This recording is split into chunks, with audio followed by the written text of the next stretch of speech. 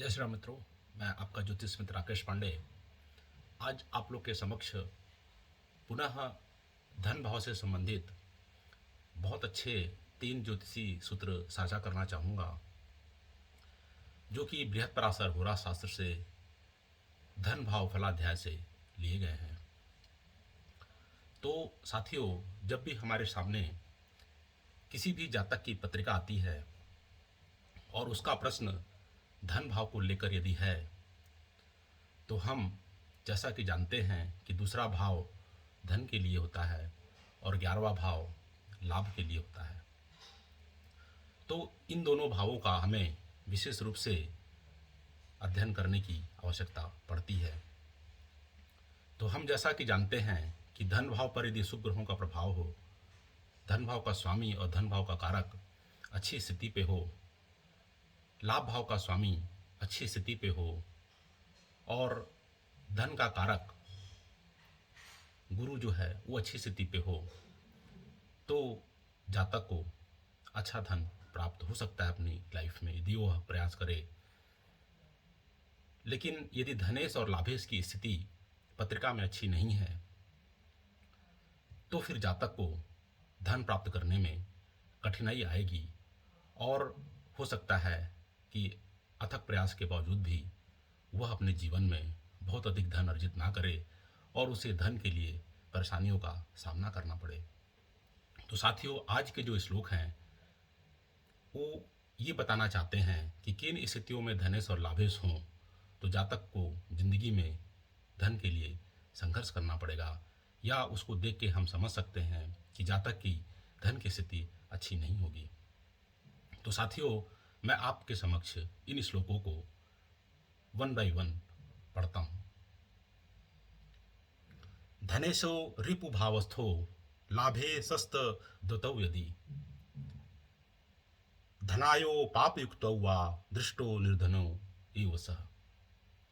तो साथियों, यह श्लोक यह बताना चाह रहा है कि धनेश कहाँ हो, रिपु भावस्थो, कि द्वितीय भाव का स्वामी यदि छठे भाव में हो, लग्न से छठे भाव में होना चाहिए, छठा भाव ही रिपु भावस्थ के नाम से जाना जाता है।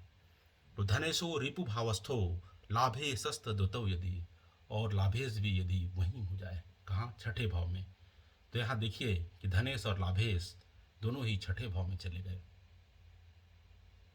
तो जैसा कि हम जानते हैं कि किसी भी भावेश का 6-8-12 में जाना अच्छा नहीं है, तो यहाँ पर तो धनेश के साथ साथ लाभेश दोनों ही कहाँ चले गए, छठे भाव में चले गए।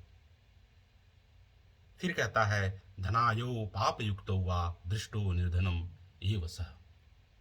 धन भाव का स्वामी और धन भाव पे और आय भाव पर, धन आयो मतलब धन भाव पर और पाप भाव पर यदि इनके स्वामी और ये भाव यदि कैसे हो जाएं, पाप युक्त हो जाएं या दृष्ट हो जाएं, तो निर्धने एव सः।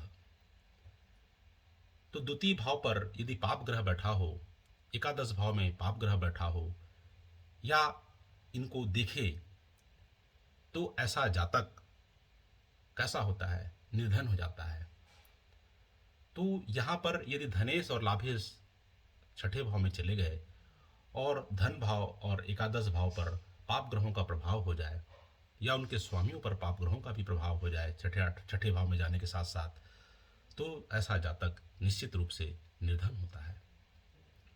अब साथियों, यहाँ पर पाप ग्रह हमें किन्हें लेना चाहिए? तो यदि नैसर्गिक पाप ग्रह हैं तो वो पाप ग्रह तो होते हैं, लेकिन यदि वो त्रिकोण के स्वामी हैं, तो फिर त्रिकोण के स्वामी तो जिनके साथ होते हैं वहाँ अच्छा भी, उनका उस भाव का अच्छा फल करते हैं, और जिस भावेश के साथ होते हैं उसके लिए भी अच्छा फल करते हैं। तो यहाँ पर हमें पाप ग्रह उनको लेना चाहिए जो नैसर्गिक पाप के साथ साथ पत्रिका में भी पापी ग्रह बन रहे हों, अन्यथा हम और आप रिजल्ट में भटक जाएंगे। तो साथियों, हमें इस चीज़ को ध्यान रखने की आवश्यकता है। तो दूसरा श्लोक साथियों क्या कहता है कि धन लाभादि पावस्तौ पाप ग्रह समन्वितौ जन्म प्रभित्र दारिद्र्यम भिक्षा अन्नम लभते नरः। कि यदि धन और लाभ दोनों भाव के स्वामी अस्त हो जाए, धन लाभ आदि पतौ अस्तौ, कि धनेश और लाभेश दोनों अस्त हो जाएं, पाप ग्रह समन्वितौ, और पाप ग्रह से उनका संबंध हो जाए। जन्म प्रवृत्त दारिद्र्यम भिक्षा नम लभते नर। तो ऐसा जातक कहते हैं कि जन्म से ही दरिद्र हो जाता है और भिक्षा के माध्यम से उसको उसके जीवन यापन होता है। तो यहाँ पर फिर बताना चाह रहा है कि कोई भी भावेश यदि अस्त हो जाता है तो उसके शुभ फलों में कमी हो जाती है। तो यहाँ पे धनेश के साथ साथ लाभेश, जो कि दोनों ही धन के घोतक हैं, दोनों ही अस्त हो गए हैं।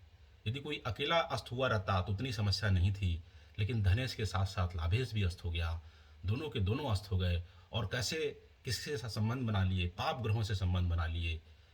तो यहाँ पर फिर से पाप ग्रह उन्हीं को मान के चलिए जो नैसर्गिक के साथ साथ तात्कालिक रूप से भी पाप ग्रह बन रहे हों।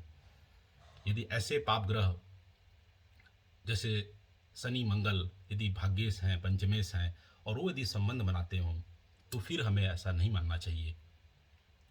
तो हमें इस बात को समझने की जरूरत है कि यदि पाप ग्रहों का संबंध हो जाए और धनेश और लाभेश अस्त हो जाए तो फिर ऐसे जातक को जिंदगी में धन को लेके बहुत परिश्रम करना पड़ता है, और हो सकता है कि उसे अथक प्रयास के बावजूद भी लाइफ में धन की कमी रहे और उसको संघर्ष रहे धन को लेके। फिर साथियों अगला श्लोक कहता है कि षष्ठे अष्टमे वये वापी धन लाभादिपौ यदि, कि धन भाव का स्वामी और लाभ भाव का स्वामी दोनों ही कहाँ चला जाए?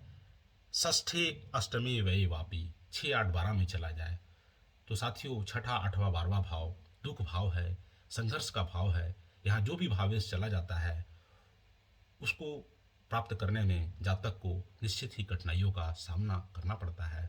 और यहाँ पर तो कि धनेश और लाभेश दोनों ही छठे, आठवें, 12वें चले गए तो धन और लाभ को लेके जातक को निश्चित ही जीवन में संघर्ष बढ़ जाएगा। लाभे कुजौ धने राहु राजदंडाद धन क्षय। और यदि लाभ भाव में मंगल हो और धन भाव में राहु हो तो राजदंडाद धन क्षय, तो जातक को धन क्षय हो सकता है। कैसे?